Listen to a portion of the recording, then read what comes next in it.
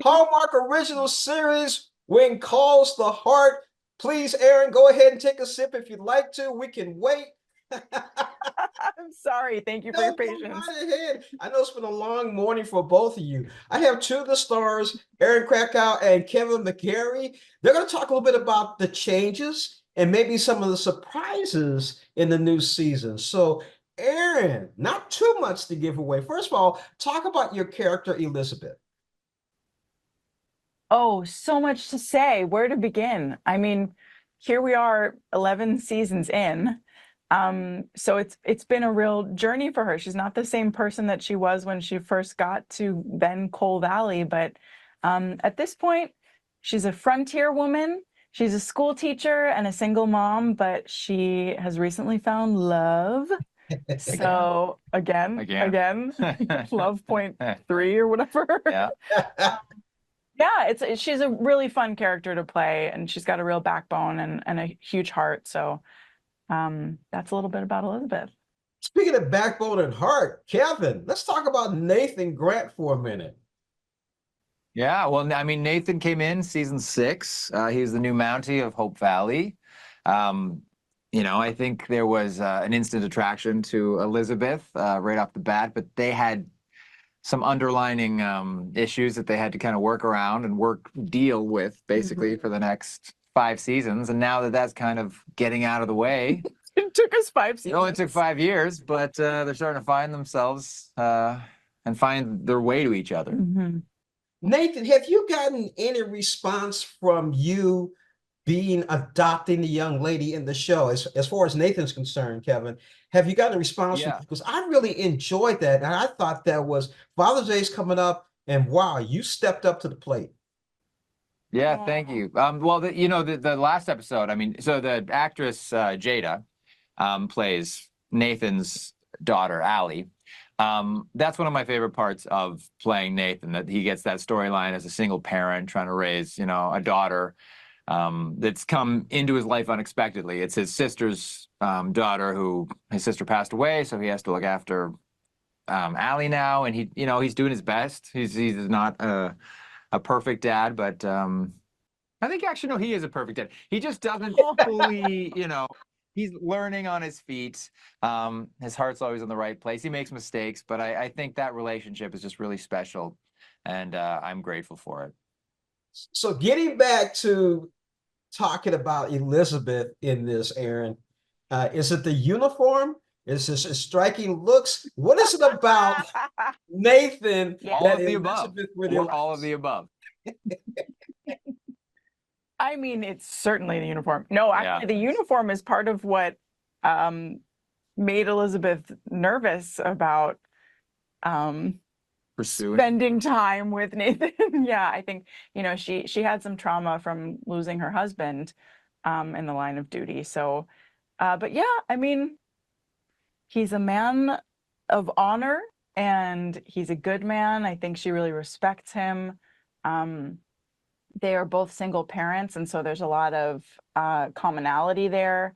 And I think there's just a genuine friendship and attraction, and they've kind of been magnets for a while now.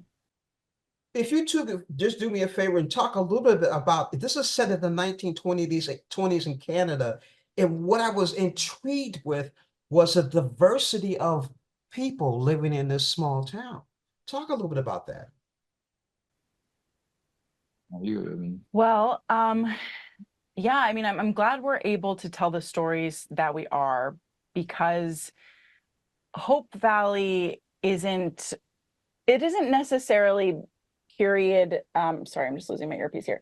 It isn't necessarily period accurate at all times. So we don't necessarily dig into racism, let's say, or the hardships that like the Canfield family have endured.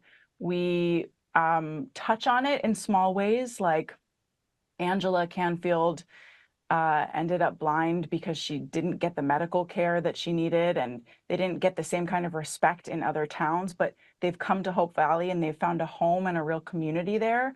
And so we're sort of telling a story that is a bit of a fantasy, but we're hoping to provide people with that same sense of comfort and community and love that all of our characters show to one another. That's just one example.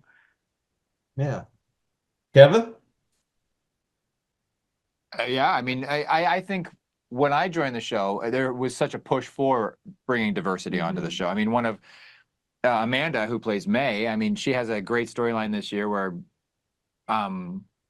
you know, she's in a relationship with one of the characters, Hickam, on the show, and she's kind of, you know, she's explaining where she came from and the types, you know, the types of traditions that she's had in her family, and we're going to see, without giving anything away, we see how that actually kind of bleeds into Hickam's kind of new life as he, you know, as that relationship moves forward, her, you know, traditions and cultures kind of bleed into Hope Valley and changes it for the better. So without giving anything away, it's all just been like, it's only enhanced the show. So I'm happy that, you know, since I've joined, there's been a real strong push for more diversity on the show. It's really important. We're getting to learn about different cultures, which I think only makes One Calls the Heart richer. Yeah. Speaking of richer, I'm hoping that the poster behind you kind of gives us a sneak preview in the relationship between Nathan and Elizabeth, because I enjoyed that last episode that I saw getting ready to go to dinner, and I was like, about time. So Been 5 years. It's been a 5-year dinner reservation. Let's go. Yeah.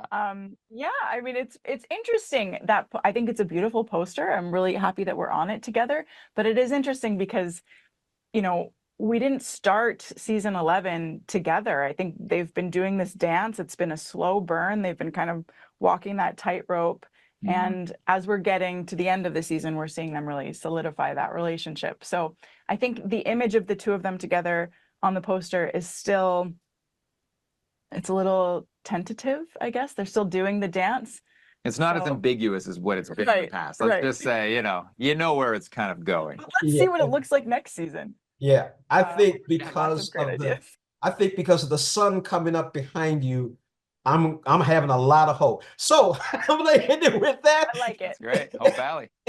Erin, Kevin, thank you so much for joining us. It's Hallmark When Calls the Heart. It's on Sunday nights, 8 o'clock Central. Thank you again for joining us on Morning Blend.